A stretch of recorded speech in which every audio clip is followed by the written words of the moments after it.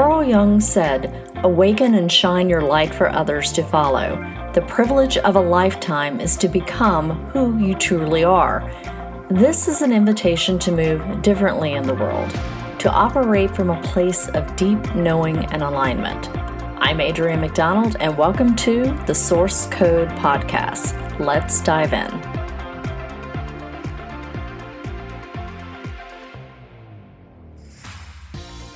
Hello, beautiful humans, and welcome back. Today, I want to talk about your mind. I've gotten some questions recently around how to quiet your mind. And I say often, learn how to pause, to take that breath before you say something, etc. And I also reflected on the fact that it was a little bit difficult for me to get to a neutral state during the uncertainty of knowing the state of things around Hurricane Helene. And people are like, I get that, but like, how do you actually quiet your monkey mind, as one person put it? So that is something we're going to explore a little deeper today. And I heard something on a different podcast that really inspired me to put this one together. And I'll go into a little bit more of that later in the episode. But your mind wants to take the lead. It really wants to take the lead. It's the overthinking, it's the constant chatter, it's the endless loop of what ifs that make your head spin. But what I want to do today is really explore a way of moving through all of that with more grace. And we are in the Human Design Gate 32 in the sun right now. When this drops, we'll be in 32.6, I think. And I think that really supports the conversation around this, because Gate 32 is about trusting the bigger picture. And you can imagine the energy of Gate 32 is a wise guide to know your journey is worth the wait. It's the energy of carrying the spirit of perseverance and transformation, urging you to trust what's meant to endure will. And with line 6, that's like the bird's eye view, and that invites you to look beyond the worries of the present moment and see the potential in the distance. And when your mind feels tangled up in stress, Gate 32 encourages you to do that pausing and breathing. It whispers the trust in the unfolding. What you're building will come to fruition in time. This energy can help you. And it doesn't matter if your ajna is defined or undefined. This is about seeing beyond immediate fears, offering a sense of spaciousness and relief, as long as you're not churning. Now, if your ajna is defined or undefined, it really doesn't matter. There's still a measure of churning. So the mind is where thoughts are formed, perspectives are created, ideas take shape. It's like, the mind's little inner workshop full of potential. But here's the thing, it's not meant to be in charge. It's meant to be a guide, a place where inspiration is processed, not where your decisions are made. Remember, that's your strategy and authority, right? It's the body. The body is going to help you there. But you can't ignore the mind either.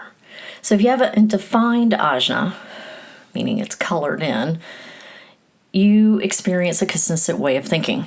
You see the world through steady mental patterns. In this alignment, it can feel like a superpower at times. It gives you a clear perspective. But when life throws you a curveball, you might find yourself stuck, trying to solve every problem, or getting stuck in analysis paralysis.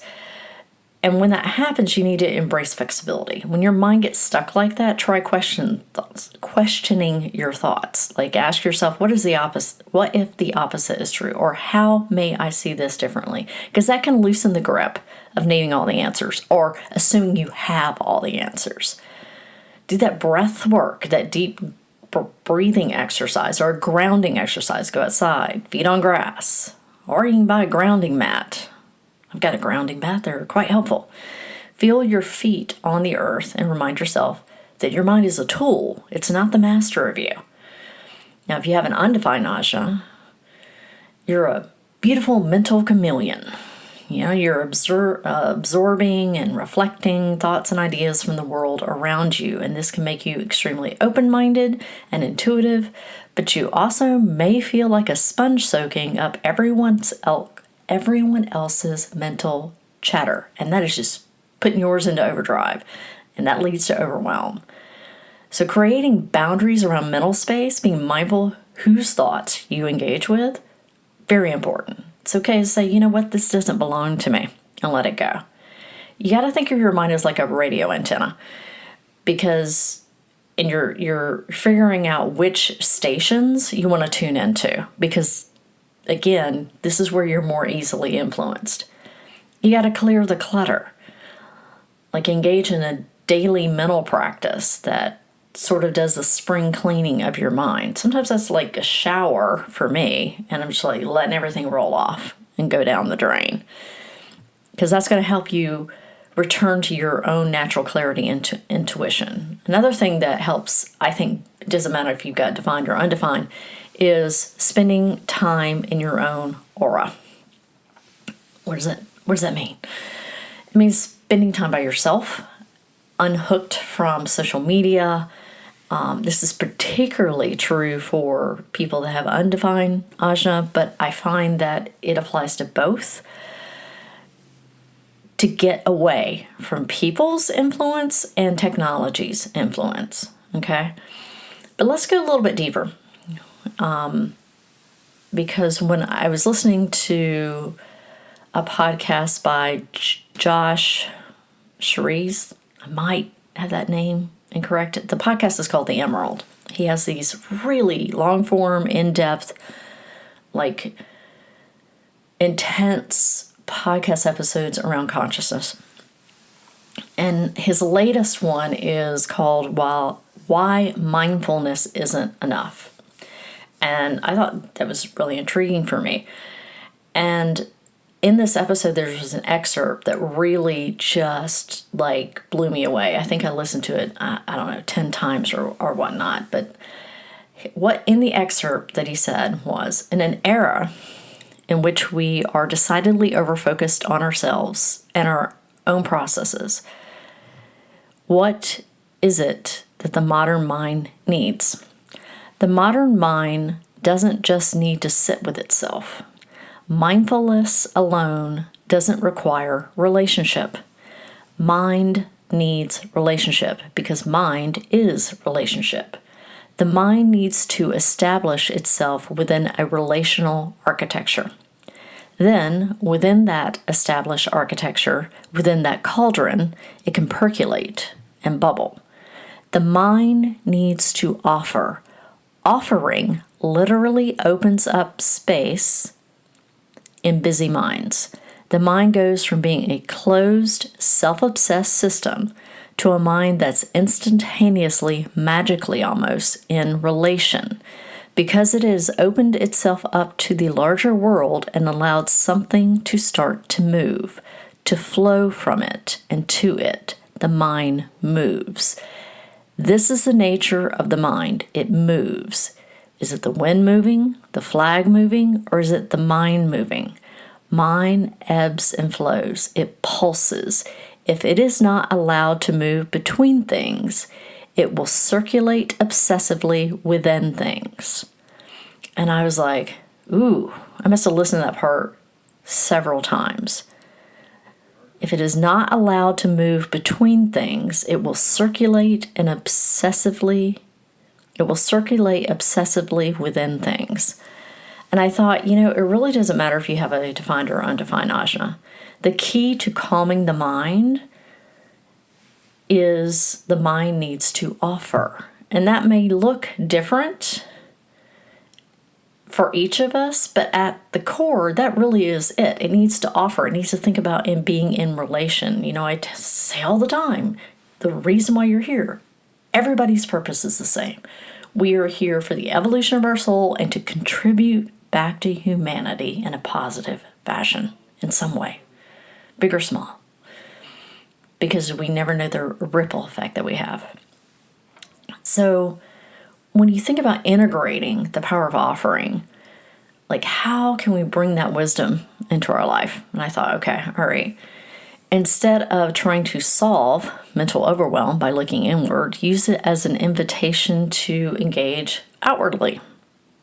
If you have a defined ajna, this may mean sharing your thoughts with others, letting the act of expression release the pressure. If your ajna is undefined, it may be about finding relationships that create spaciousness for your mind. The act of offering, let your thoughts flow out into the world, write them in a journal, share them in a conversation, create something new with them. Think of this act as sharing as an offering, allowing your mind to move outward instead of spinning in circles. Consider mindful acts of service, like being there for a friend or participating in community activities. And I think this is not emphasized enough. Like when you are stuck, doing something for someone else is incredibly impactful for your own being. These moments when your mind shifts from self-focus to connection with the broader populace, incredibly beneficial. And again, if it isn't allowed to move between things, it's going to circulate obsessively within things. Gate 32 encourages us to trust in the unfolding of life, which gives your mind space to breathe, to flow, to connect with the world instead of being trapped in fear or worry.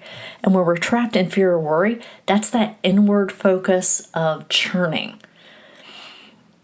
It's also important to build that relational architecture. Creating a structure outside of yourself that connects you to something greater, whether that's through rituals or nature rituals, meaningful relationships, not transitory ones. For an undefined ajna, seeking grounding influences. For a defined one, exploring new perspectives. So we have this opportunity now, this gift of the 32, about being present, but also seeing beyond right now. It's that liminal space, if you will, I think. And we're seeing people that are, like, we're in election season in the United States, and we've had these horrific tragedies, so a lot of people have a lot of opinions. A lot of people are just shouting into the void. And instead of being more mindful, they're just shouting into the void. They're contributing to the chaos. The energy this week, and look back because we're transitioning on Saturday to a different gate, but also the same type of themes. Are you shouting into the void this week, or are you contributing back in some impactful way? Because line 32, this energy helps you see beyond the immediate chaos. It reminds you that the seeds that you plant today may take time to bloom, but they're growing. They're growing. This energy invites you to trust that life is working in your favor, even when the chaos and the doubts are buzzing around you. And from an astrological standpoint, my astrology friends out there, I know this week has been intense.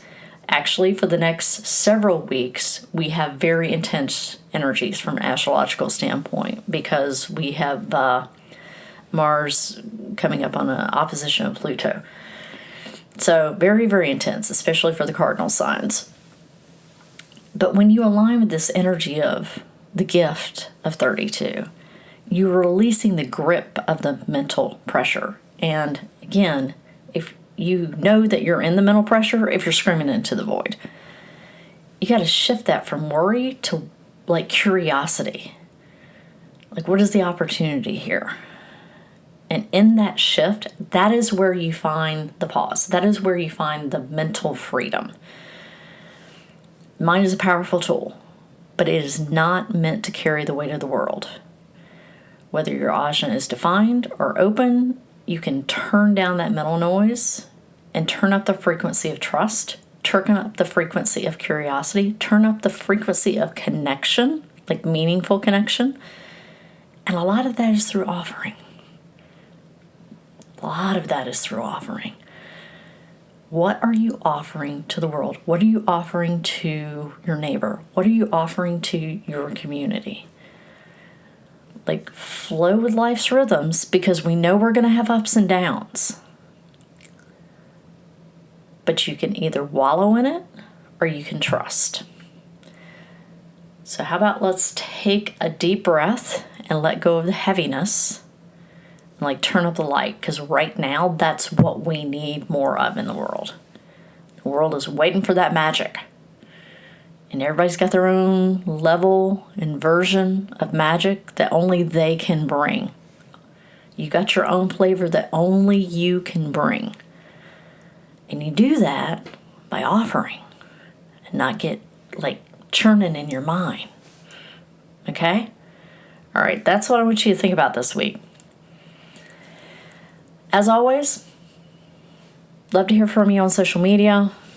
Facebook, Instagram are my two faves. If you feel compelled to, share out this episode. If you feel even more compelled to, leave us a review. Always am appreciative of that. Remember to find beauty every day and seek the magic in the mundane. Thank you for listening to the Source Code Podcast. If you found this episode insightful and feel moved to, please leave a review and share it out with those you believe will find it helpful. You can check out my website for more information at www.adrianmcdonald.com. And for more of my more regular musings, connect with me on Facebook, Instagram, Threads, and LinkedIn. I hope you have a beautiful week.